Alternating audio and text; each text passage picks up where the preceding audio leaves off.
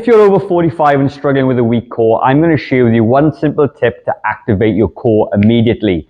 But we're going to pay attention more to the obliques as opposed to the abs, okay? The obliques play a really important role in controlling rotation of our body, and they protect our spine. So if you've got weak obliques, you could be putting yourself at risk when you're twisting to lift things up, or if you've got some back pain as well. So we're going to activate them, then we're going to strengthen them, and hopefully strengthen your entire core as a result.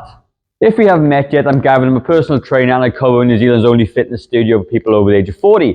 And many of our clients come in to see us and they struggle with having a weak core. Now, this is actually part 2 to another video that I shot. If you would like to see part 1, leave a comment part 1 down below and I will send that over to you. But there are many components of the core. We flex it, we twist it, we bend it, okay? So I'm going to do a little video on each component so you can have a complete sort of library of how to activate your core, because it's such an important muscle group to strengthen. Now, to do this exercise, you are going to need a heavy dumbbell or a kettlebell or a weighted bag or something. Think about your grocery shopping, that'll work the trick as well. What I want you to do is when you lift up this kettlebell, be really, really safe, okay? It's going to be a little bit heavier than what you normally carry. So I actually want you to bend your knees and lift up the weight, okay? Now, when you lift up a heavy weight, what happens is the opposite side, your obliques, literally spark up like straight away, okay?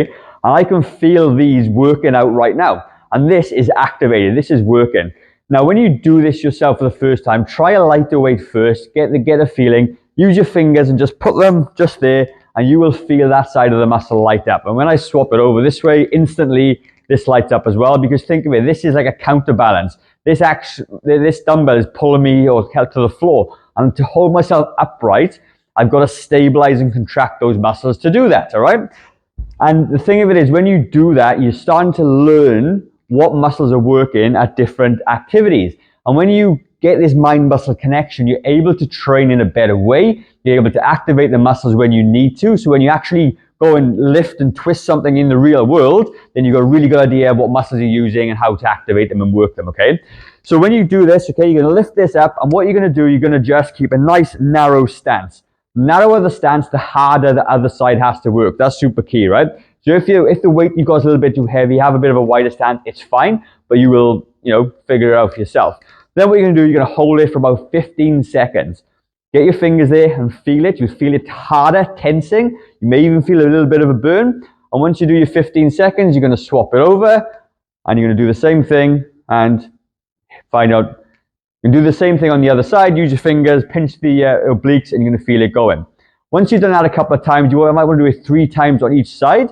You have then understood how to activate your obliques and form the basis of the next exercise. Now, once we've activated our oblique, it's time to work on the strength portion of this. Now, what I don't want you to do, I don't want you to do these side bends. So that is not a great exercise, because if you pull this way and your spine bends and twists under load, it could be a little bit painful. So what I like to do is do more of a functional exercise. And when I mean functional, it's an exercise that we do every single day, where if you're picking the groceries and you're walking, that's kind of what we do. And this exercise is called a farmer's carry, okay? You can do it with a heavy dumbbell, a kettlebell, a bag, whatever you want to do.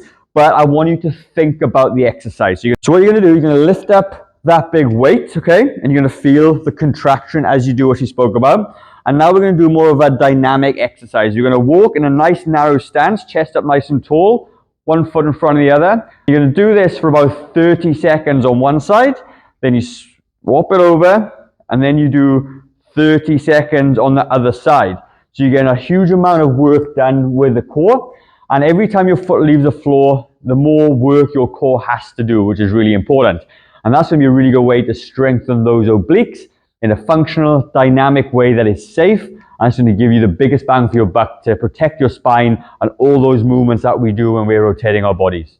If you've made it this far in the video, I really, really appreciate you sticking with me. Now, I have a full body strength workout that is absolutely free. All you got to do is comment strength down below, and I will send that over to you via email.